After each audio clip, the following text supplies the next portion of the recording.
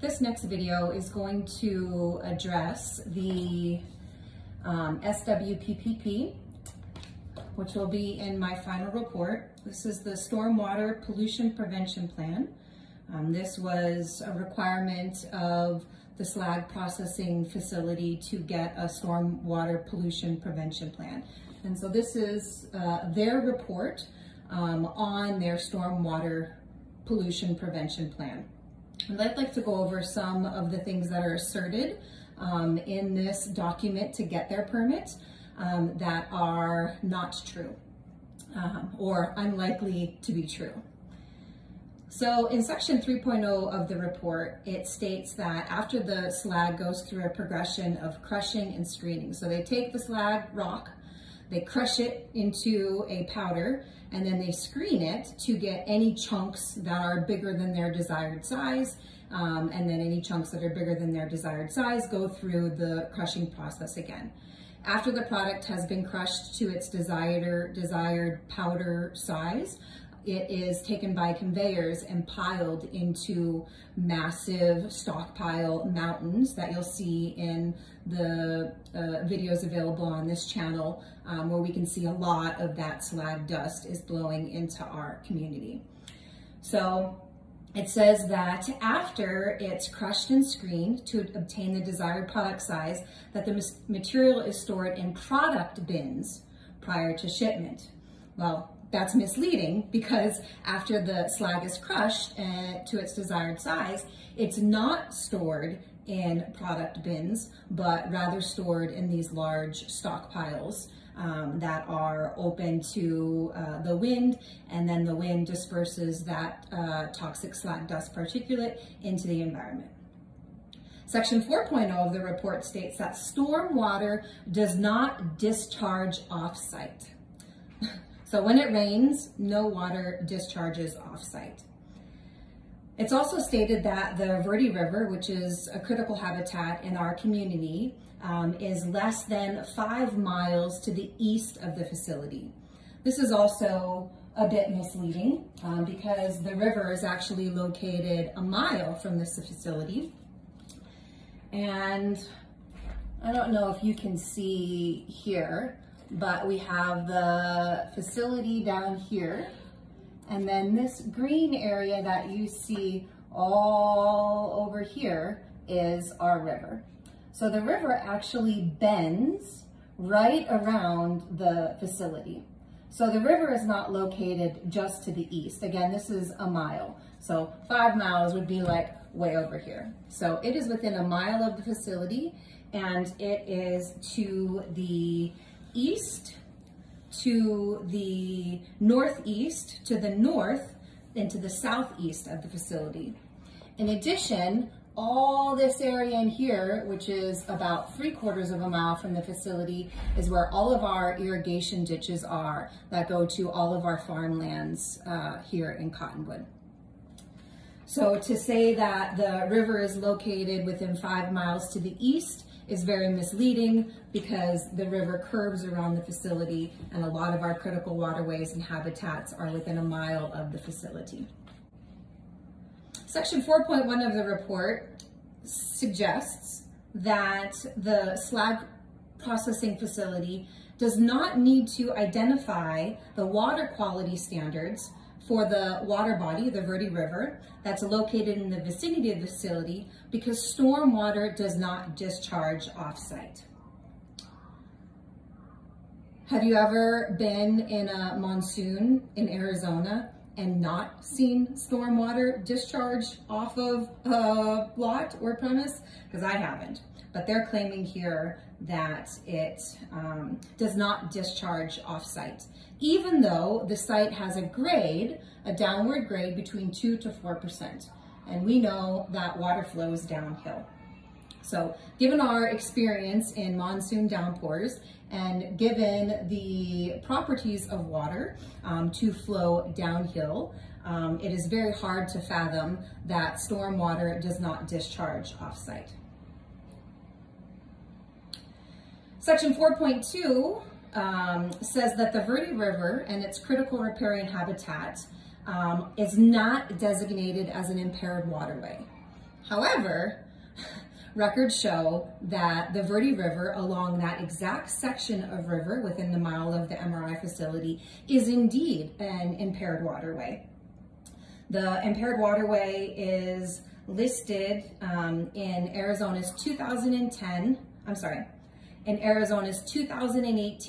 Section 303 Part D list of impaired waterways.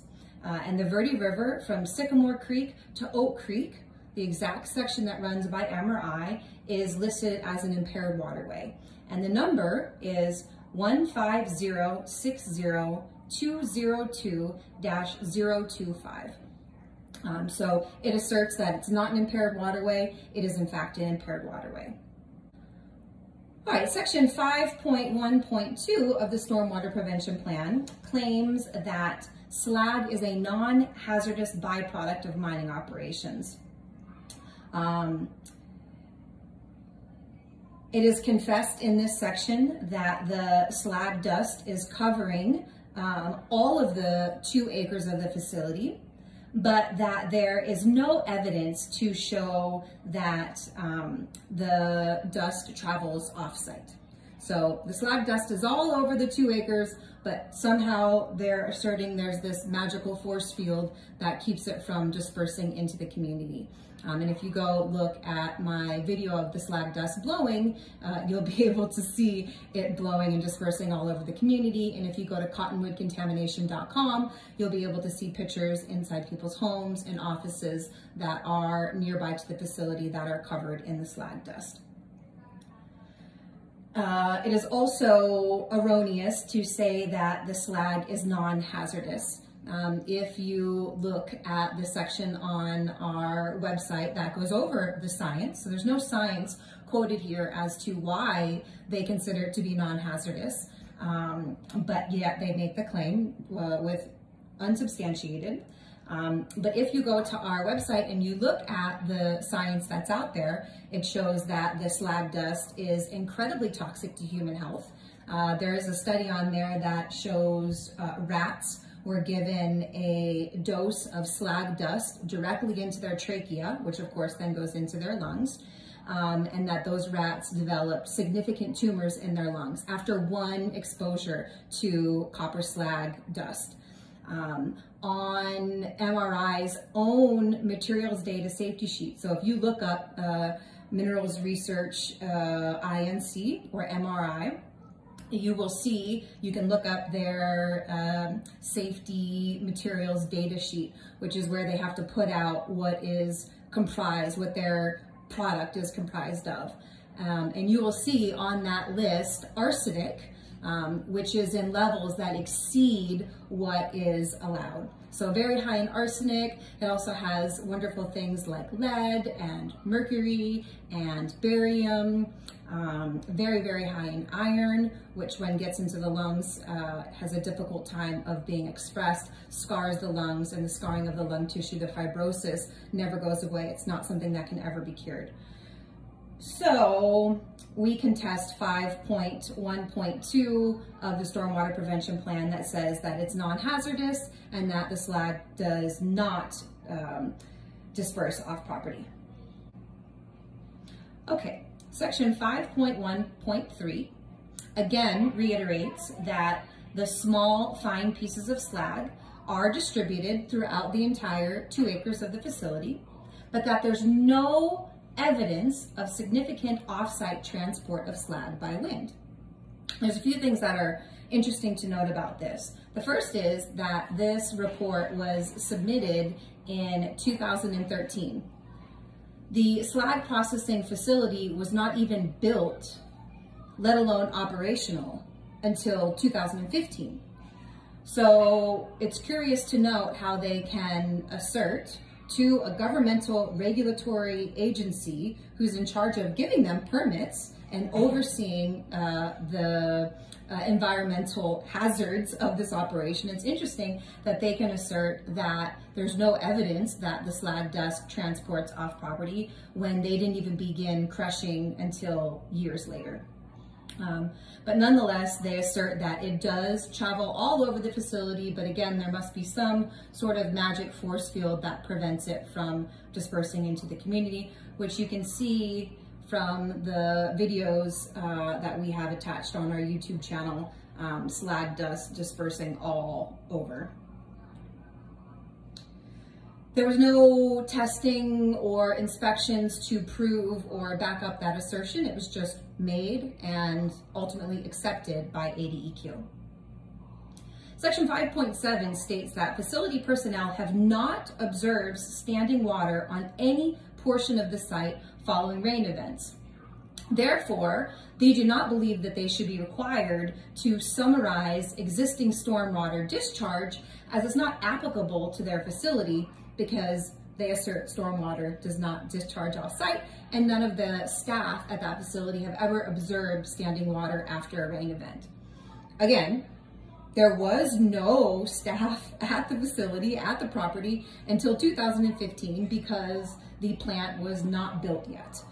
So how they can assert that their staff has never viewed standing water on property 2 years prior to anybody ever even being there is curious to us. But nonetheless, they make that assertion, and we're not required to summarize stormwater discharge because they say their facility, it does not apply to their facility. Section 6.7 states that erosion and sedimentation does not occur at the facility. Now, sedimentation is when water or another type of solvent picks up particles of whatever and moves it in the flow of that water and then distributes it down the way. So that's sedimentation, picking up sediment from one area and moving it down, typically in stormwater events that would cause erosion and sedimentation. So they just state that sedimentation does not occur as no water runs off the facility. And that is why there's a video that's going to follow this breakdown where I go and test to see if sedimentation has occurred, how far sedimentation occurs off property, and does it go into the wash. And you'll see in the video, if you stick with me through this, you'll see that sedimentation absolutely does occur, and it occurs in substantial amounts and is going into our washes, which ultimately, of course, goes into our waterways. Section 8.0 states that MRI will amend the SWPPP if there is any significant impact on discharge or potential for discharge, or any deficiencies in their BPMs, which is their best management practices. We are asserting that there has been significant impact for potential for discharge. We have proof that discharge is happening, and we have dozens of complaints from citizens, extensive video documentation, private testing that has been done in the neighborhoods around MRI that show that dust is dispersing and sedimentation is occurring, all things that they claim are not happening, and that the slag is very toxic and they are claiming it's non-toxic. So we assert that based off of section 8.0, that there should be a review of ADEQ for MRI's stormwater prevention plan, because there are many notable areas of this that are either flat out false or misleading or incomplete. So next I will attach, that's the end of the report.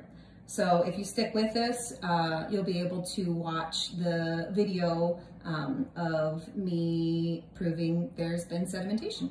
All right, so here we are at the back of the MRI facility. There is the bagging, crushing, processing plant, and that is the back gate into the facility. We'll go up closer to that back gate so you can see there is no storm water retention or berm. Water can flow right out of that gate. It's all downhill too. This is downhill from the facility. So there is a slope to the grade. And then it comes down into this adjacent property, which has a pretty decent slope. And it slopes all the way down into what looks like a wash over there. So we're going to go and test that wash for magnetic micro slag particulate to see if sedimentation is occurring. But first we'll go up closer to the gate to demonstrate where and how the water can flow through, and then we'll look for sedimentation. All right, so here we are at the back of the MRI facility, and you can see there's a pretty substantial slope to the gate. It's probably a foot higher than where I am at now.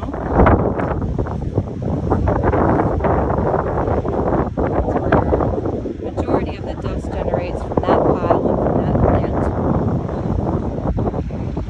And so there's a claim on the SWPPP, the Stormwater Prevention Plan, that there is no runoff from the facility and no sedimentation occurs. So we're just down here in the grass, and I have my handy dandy magnet. Let's verify that the magnet is clean.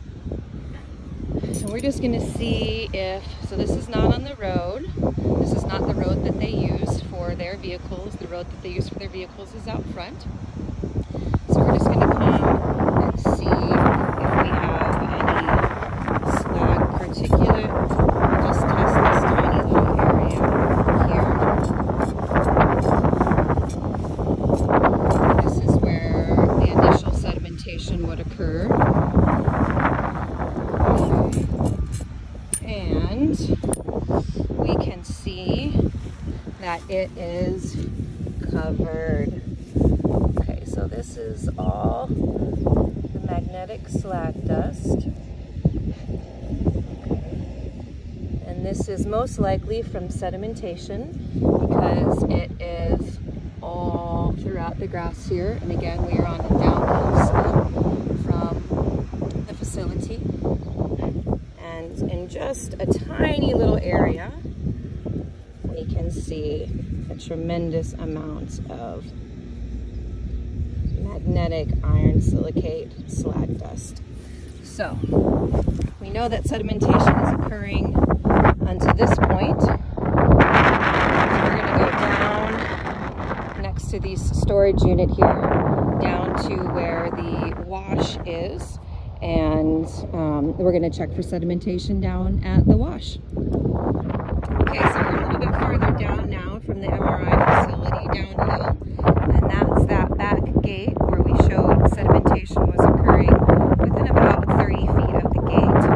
We're farther downhill now, and so we're going to do a little scan of this area so we can see magnet is clean.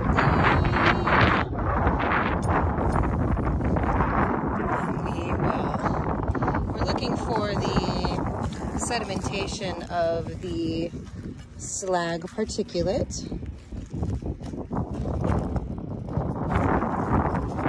Some of these, we're getting a lot real quick, so I'm going to try to knock off some of these bigger chunks. Because it's not so much the big pieces that are the issue. The big pieces aren't going to get into somebody's lungs. They're not going to get into somebody's bloodstream. So the big chunks are not of any concern. It's the, once it's crushed and becomes microionized so it can be airborne, that's when we see the issue. So we're going to tap off as much of this as possible to get the bigger chunks off, and we see a tremendous amount of fine black slag particulate.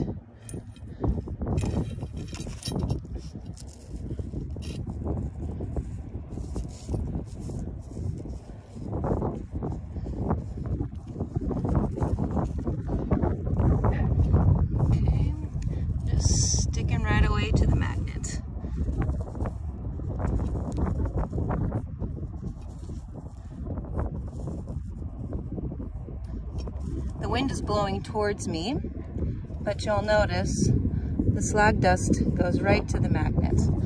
Okay, so again, we are seeing significant, I tested this tiny little area, so that is significant sedimentation that we're seeing come down this far.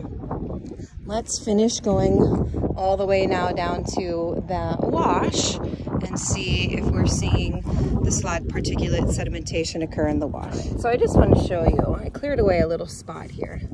I'm just going to take this slag dust off and put it on, this is what we just collected here, and put it on the natural dirt. And you can see how this slag dust, which is highly magnetic, is much, much blacker than our normal dirt here. Okay, this is from the sedimentation about 400 feet away from the facility. And you can just see the color difference between the slag, the very fine slag particulate, and our regular dirt. Get this off here. All right, so now we're down here all the way in the little wash over here. And down from the MRI facility, maybe 700 to 1,000 feet to the point where I'm at now. And we are looking, so magnet's clean again. We're looking for sedimentation from the back gate of the slag pile that would flow downhill, unobstructed, into this wash. Okay, so we're just going to take this around like we've been.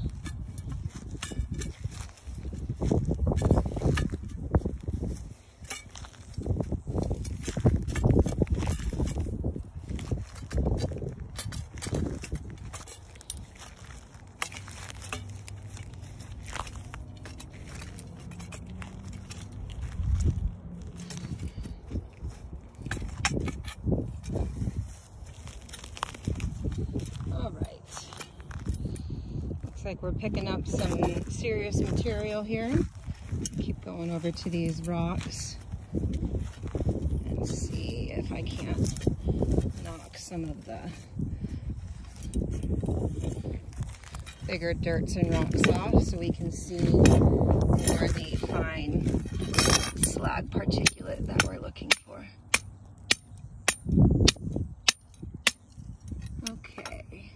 And collecting around the edges after smacking it, we can see the fine black slag particulate. There's still a little regular.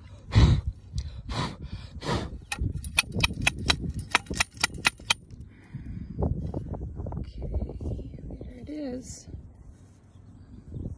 There she blows. The fine black, highly magnetic slag particulate. So it is against the wind for the slag to go towards the magnet. Let's try to get any of this regular dirt off here.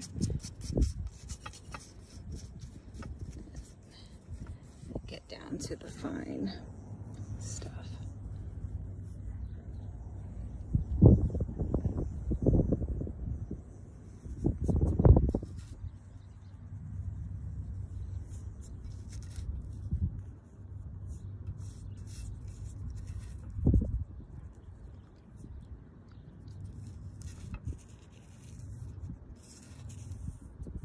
Okay, so we see sedimentation occurring